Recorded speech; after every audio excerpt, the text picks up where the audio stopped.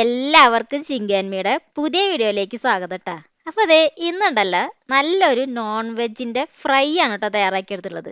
അതും നല്ല നാളികേരക്കൊത്തും പിന്നെ അവസാനം കുറച്ച് ചെറുള്ളിയും പിന്നെ വറ്റൽമുളകും കറിവേപ്പിലൊക്കെ ഒന്ന് മൂപ്പിച്ചിട്ടിട്ട് തയ്യാറാക്കിയെടുത്തിട്ടുള്ള ലിവർ ഫ്രൈ ആണ്. അതും ആടിൻ്റെ ലിവറില്ലേ, അതാണ് ഇന്ന് നമ്മൾ ഫ്രൈ ആക്കി എടുത്തിട്ടുള്ളത് കേട്ടോ.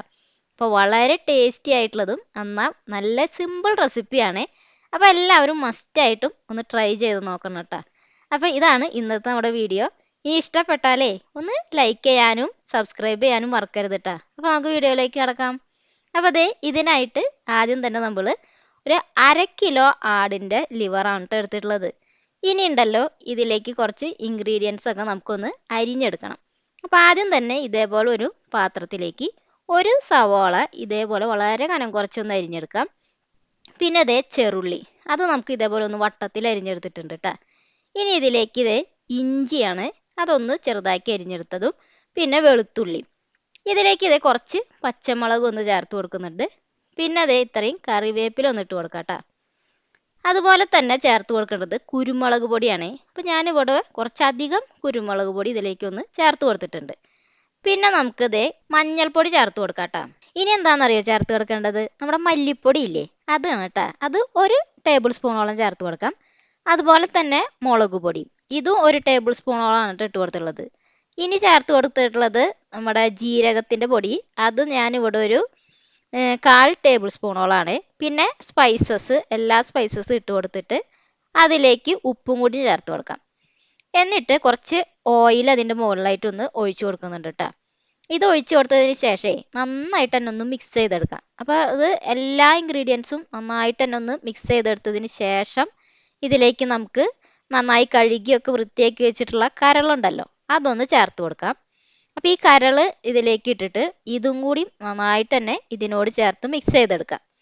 അപ്പോൾ എല്ലാതും ആ കരളിലും പിടിക്കത്തക്ക രീതിയിൽ നന്നായിട്ട് മിക്സ് ചെയ്തെടുത്ത് കഴിഞ്ഞാലേ നമുക്ക് ഇതിനൊന്ന് അടച്ചു വെച്ചിട്ട് 1 മണിക്കൂറൊക്കെ ഒന്ന് റെസ്റ്റ് ചെയ്യാനായിട്ട് മാറ്റി വെക്കാം കേട്ടോ.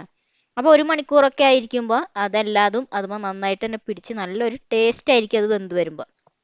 അങ്ങനെ ദേ 1 മണിക്കൂറൊക്കെ കഴിഞ്ഞിട്ടുണ്ട്. ഇനി നമുക്കിതിനൊന്ന് വേവിച്ചെടുക്കാം കേട്ടോ.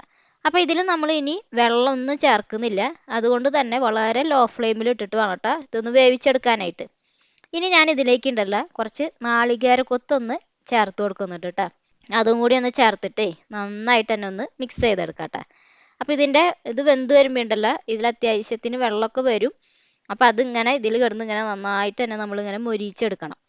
അപ്പോൾ ഇത് ഇടയ്ക്കിടയ്ക്ക് ഒന്ന് ഇളക്കി കൊടുക്കുകയും വേണം കേട്ടോ, കാരണം അടിയിൽ പിടിക്കരുതല്ലോ. അപ്പം നമുക്ക് ഈ ഒരു പാത്രത്തിലായതുകൊണ്ടാണ് അടി പിടിക്കാത്തത്. അല്ലെങ്കിൽ ഇപ്പോൾ ചട്ടിയിലൊക്കെ ആണെങ്കിൽ നമ്മൾ എക്സ്ട്രാ ഓയിൽ ആഡ് ചെയ്ത് കൊടുക്കേണ്ടി വരും കേട്ടോ. അപ്പോൾ അതേ നോക്കി ഇതിൻ്റെ കളറൊക്കെ നന്നായിട്ട് തന്നെ മാറി നന്നായിട്ട് ഫ്രൈ ആയി വന്നിട്ടുണ്ട് കേട്ടോ. അപ്പോൾ അതേ ഇത്രയേ ഉള്ളൂ, ഈ ഒരു കരളിൻ്റെ റെസിപ്പി ഇവിടെ റെഡി ആയിട്ടുണ്ട്. ഇനി നമ്മളുണ്ടല്ലോ ഇതിലേക്ക് ഉണ്ടല്ലോ കുറച്ച് ഇൻഗ്രീഡിയൻസ് ഒന്ന് താളിച്ച് ചേർക്കാനുണ്ട് കേട്ടോ. അപ്പോൾ അതിനായിട്ടുണ്ടല്ലോ ഒരു പാനിലേക്ക് ആദ്യം തന്നെ വെളിച്ചെണ്ണ ചേർത്ത് കൊടുക്കാം. അപ്പോൾ ഇവിടെ ഒരു 2 ടീസ്പൂണോളം വെളിച്ചെണ്ണ ചേർത്തിട്ട് അതിലേക്ക് ഉള്ളി ഇതേപോലെ ഒന്ന് ചെറുതായി അരിഞ്ഞതും കൂടി ഇട്ട് കൊടുക്കുന്നുണ്ട് കേട്ടോ.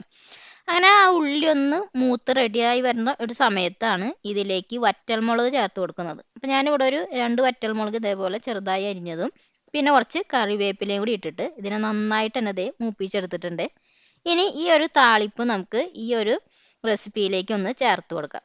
അപ്പോൾ ഈ താളിപ്പും കൂടിയും ചേർത്ത് കഴിഞ്ഞാൽ നമ്മുടെ ആടിൻ്റെ കരൾ ഫ്രൈ ഇവിടെ റെഡി ആയിട്ടുണ്ട് കേട്ടോ. അപ്പോൾ ഇതാണ് മട്ടൻ ലിവർ ഫ്രൈ. ഇത് വളരെ ഈസി ആയിട്ട് തയ്യാറാക്കിയെടുക്കാവുന്ന ഒരു റെസിപ്പിയാണ്. മാത്രമല്ല അടിപൊളി ടേസ്റ്റി ആയിട്ടുള്ളൊരു സിമ്പിൾ റെസിപ്പിയാണ്. അപ്പോൾ എല്ലാവരും മസ്റ്റായിട്ട് ഇതൊന്ന് ട്രൈ ചെയ്ത് നോക്കണം കേട്ടോ. ഇനി നമുക്കിത് ഇതിനെ ഇതേപോലെ ഒരു പാത്രത്തിലേക്ക് ഒന്ന് മാറ്റി വയ്ക്കാം. അപ്പോൾ അതേ ഇത്രയേ ഉള്ളൂ, വളരെ സിമ്പിളായിട്ട് തയ്യാറാക്കാൻ പറ്റുന്ന ഈ ഒരു റെസിപ്പി എല്ലാവരും ട്രൈ ചെയ്ത് നോക്കാം. അപ്പോൾ നമുക്ക് അടുത്തൊരു വീഡിയോ ആയിട്ട് വീണ്ടും കാണാം. Okay, by.